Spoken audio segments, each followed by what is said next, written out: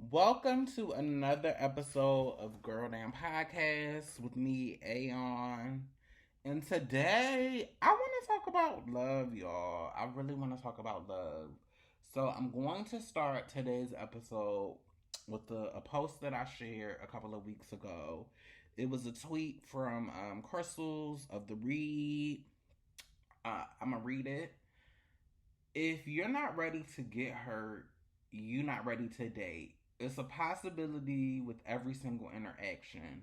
You need to get to a place where you trust that you can take care of yourself emotionally, regardless of how it ends. And when I originally saw that post and I read it, it hit home because that's the point of life for me, and that it really speaks to the space of where I'm at and the where I'm trying to get to just in this journey.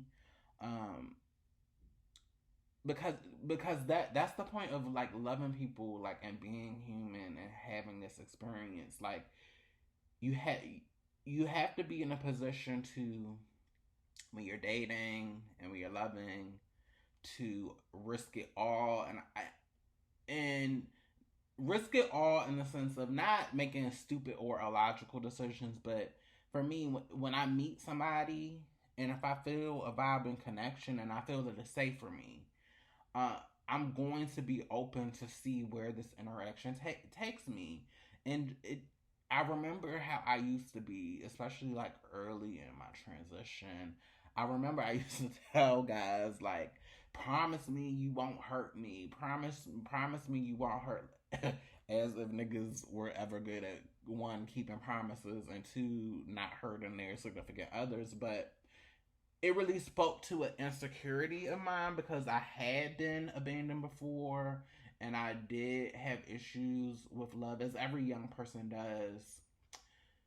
I kind of went into relationships or interactions with men with this unreal expectation that life wasn't going to life and that people weren't going to people. Um, and I would just go in with these rose colored glasses on, expecting the best of people, and just not being open to life and the possibilities of life, and not trusting myself to. And a lot of that is because I just didn't have the life experience to trust myself, and everything is and was on the job training. But I would hold these men to this unrealistic standard to try to protect myself. And just now looking back in retrospect, I know that it wasn't supposed to be that way, and things are going to happen the way that they happen. But if you're going, and I remember for also for a long time, I just wouldn't open myself up to love because I didn't want to be hurt. I didn't want to experience those emotions because longing for somebody, having heartache for someone, like, physically, like, it's uncomfortable. It's uncomfortable, especially when you feel like you've made a connection with somebody and they've disappointed you and they haven't risen to the occasion. It's an uncomfortable thing. And even when I talk with my circle of friends, when you go through that rough patch with somebody you're interested in, you don't want to do it because you feel all the feels. But I've come to this resolution that as long as I'm alive and as long as I have the gift of just being human and existing, now I see those feelings of uncomfortability in romantic relationships. It's just another chance and another reminder to let me know that I'm human, that I still have feelings, that I still have emotions after everything that I've been through, and that it's okay. And even if I have to break up with somebody, you're going to, there's no time limit on you get over somebody. You just have to let your body do, you have to let your body and your mind do exactly what it was designed to do when you're trying to process grief, and get over something. And it's okay. And I feel like because we are not taught how to properly deal with our feelings and emotions, we instantly want to bypass those things, or we want to actively avoid it. And it took me a long time to get to a point where, no, I'm going to be human and I'm going to hume, so to speak. But I want to feel everything, because every time I connect with somebody, I just get it's just the sweet reminder that as long as you keep on living, uh, you never know who you're gonna cross paths with, and just the feeling, the thought that with everything that I've been through, that I still have the capacity to love and to connect with people. Um, that's something that gives me peace. That's something that, especially as somebody who has had suicidal ideations in the past, as someone who does suffer from depression, and depression is a nasty, it's a nasty condition to have, because it your mind tricks you into thinking that you can't take anymore. Your mind tricks you into thinking that you don't have people in your life that love you and care about you. It's a nasty condition to have, but a lot of times you get overwhelmed with your feelings that you can't see past what you are going through right now, and that feeling, or feeling that lack, that's what makes people have those suicidal ideations, because it's just too much at this current present time, and you just want to end it all. But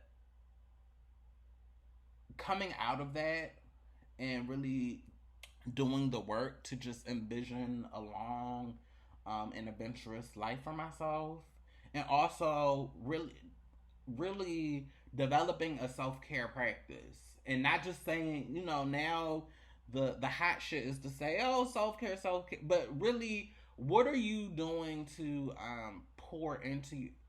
Self-care is, for me, self-care is more about just saying a word, or these fancy things that you're doing.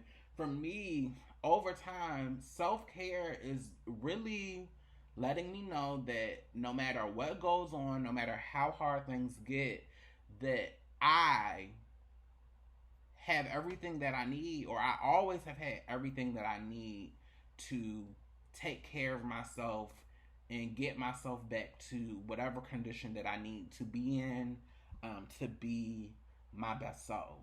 And I carry that mindset into my whatever new romantic relationships that I go into. Whatever happens, I'm going to be open to meeting these new people, allowing them to rise to the occasion, or allowing them to fail, which most of them do.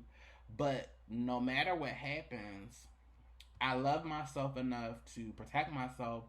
And if all of this shit falls and falters, I have the tools in me to take care of myself until I have my next adventure, or I get to my next person.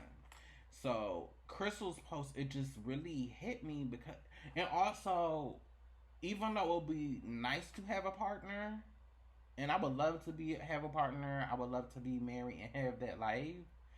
Whatever happens, I'm still responsible for taking care of me. I'm still my happiness is not going to come from a partner. My happiness is not going to come from being in a unit, because I know plenty of people, and I have experienced it myself, when you are not with the person that you are supposed to be with, and you are still dealing with depression, or you're still dealing with loneliness and isolation. But it's my responsibility to take care of me, and if all of this shit falls apart, that's okay, because my self care is knowing that I can do I have multiple things that I can do to take care of myself and rehab myself and rehab my heart. And I think me knowing that now, that's what has me open to the possibility of dating men. And you also just have to know, when you're dating cis men as a femme, niggas are going to let you down. It comes with the territory, but I don't take it as personal anymore. Again, because I know that whatever happens, I can take care of myself, and if somebody does come along and they do act right, I have enough love that I'm cultivating within myself that I want to give and reflect that love to my partner. And it's taken me so long, and I'm still a work in process. I'm still a work because I'm pretty sure when I connect with my next person, I'm going to have to work through. I'm actively going to be working through just like all of the different triggers or just all of the insecurities that could come up when you do find somebody that's good and that's treating you right. And I have to overcome, my triggers and my insecurities because of the bullshit that unfortunately I had to go through. But I have all the tools in me to trust myself and just go through the process. And if I get hurt, I'm just hurt, and I'm just going to allow myself to just process the devastation, process the heartache, but I'll be okay. I'll be okay. And me feeling those things now, I don't have shame about them. It doesn't make me less of a human. And I've cultivated my friend circle where we're pretty intimate enough where we can have those real conversations and we can just tell if we're not having a good day. And I'm so thankful for that. But y'all, you will be okay. You will be okay because we have always we're not in a place of scarcity when it comes to ourselves. We have always had the things that we have always needed to love on ourselves and to take care of ourselves and to make sure that we are good. But yeah, I just want to talk about love today. I'm just in a different space in life. I'm so open to so many things, but I'm also stable and secure. And I love the balance that I'm at right now. I love the path that I'm moving to. I'm just trying to move more in love, in abundance, which is my act of resistance, which is my act of self care to myself. And yeah, that's just where I'm at right now. If you have any reactions to this episode or you want to get in on this conversation, please feel free to email me at girldownpodcast@gmail.com. If you're on Twitter and you want to talk about this, hashtag girldownpodcast. I love y'all so much. If you're listening on iTunes or Spotify, please sure to be rate and review this podcast. And I will see y'all on the next episode. Bye.